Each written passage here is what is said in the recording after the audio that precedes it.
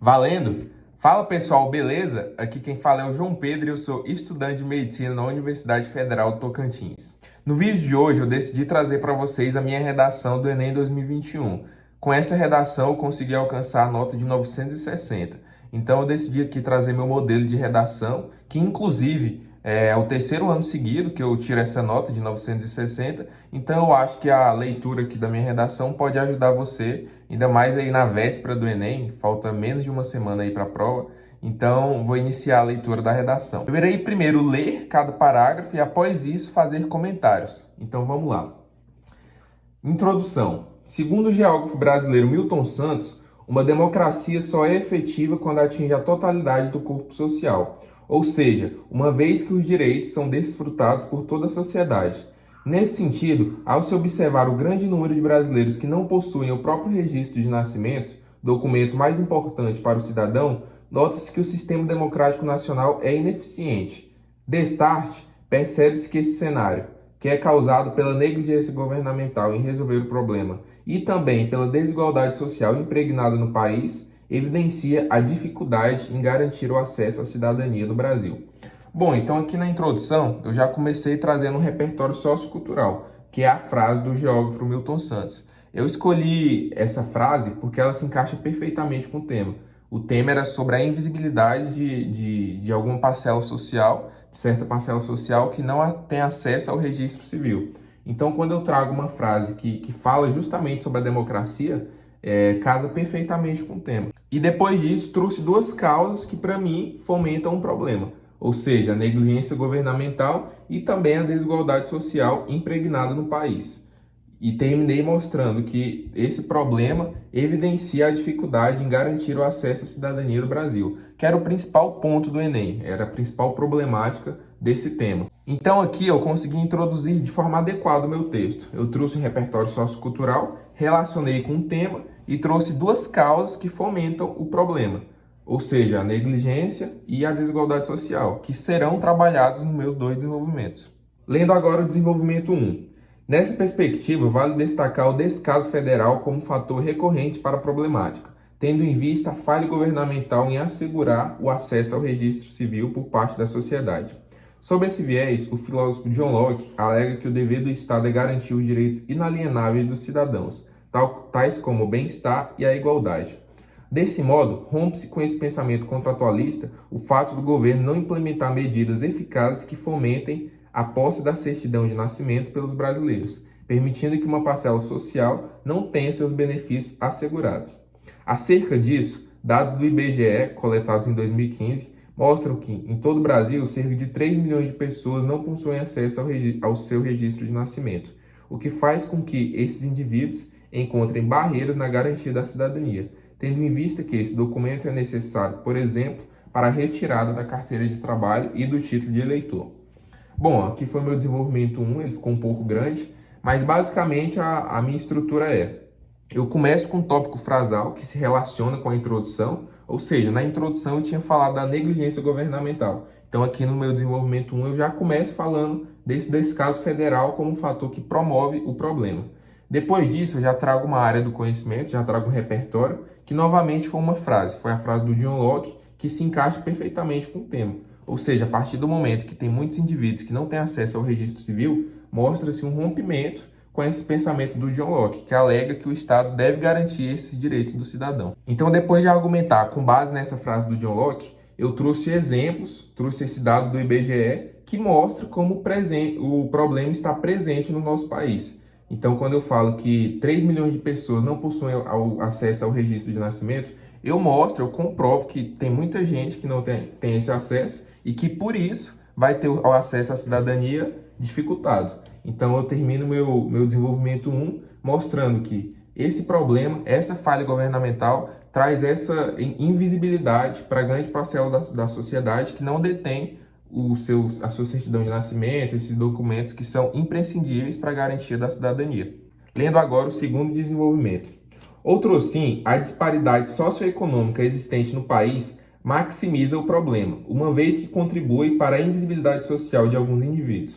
Sobre essa óptica, percebe-se que o contexto brasileiro contraria o preceito de igualdade estabelecido na Constituição Cidadã de 1988, já que a sociedade nacional é marcada essencialmente por contrastes, os quais refletem na limitação do acesso ao registro civil.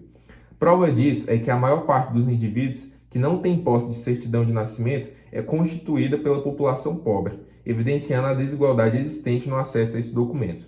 Por conseguinte, essa parcela social convive com a restrição da cidadania, aprofundando ainda mais o sentimento de invisibilidade. Então aqui a minha estrutura foi basicamente igual ao do primeiro desenvolvimento. Eu trouxe um tópico frasal que se relacionava com a introdução, ou seja, na introdução eu tinha falado da desigualdade social e eu iniciei o meu segundo desenvolvimento falando justamente dessa desigualdade social e como isso corrobora o problema. E depois eu trouxe uma área do conhecimento, trouxe um repertório sociocultural, que no caso é a Constituição de 1988. De novo, a Constituição prega a igualdade. E esse problema é justamente o oposto. A gente tem uma desigualdade. Então eu trouxe isso para ser a base da minha argumentação. Mostrei que o nosso cenário ele contraria o preceito estabelecido na Constituição Federal. E depois trouxe um exemplo. E finalizo o desenvolvimento aqui trazendo sobre o sentimento de invisibilidade, que a pessoa, por ser pobre, ela já tem essa cidadania limitada, cerceada, e ainda mais por não ter acesso ao registro civil. Agora, na conclusão.